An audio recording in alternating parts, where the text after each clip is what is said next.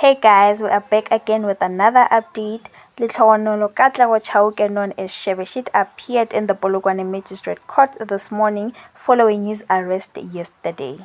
He faces 3 charges: attempted murder, malicious damage to property, and possession of an unlicensed firearm relating to an incident that occurred in Ladana on the 19th of October 2025.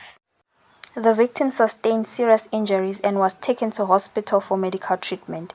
Shebeshit remains in custody until November 21, 2025, as police continue investigating additional charges against him and could see his case upgraded to a more serious schedule.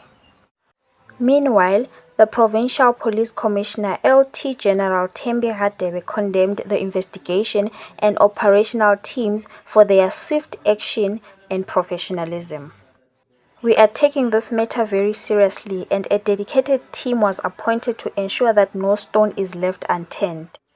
The SAPS reiterates that no one is above the law, regardless of their social standing.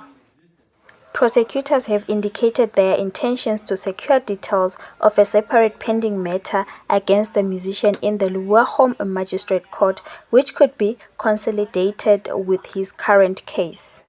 This may elevate the combined offenses from Schedule 5 to Schedule 6 depending on the findings.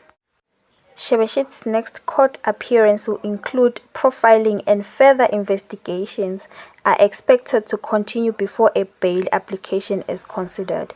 Anyways, there you have it guys. Please do leave your thoughts in the comment section down below. Don't forget to hit the subscribe button for more, and I will surely see you on my next one.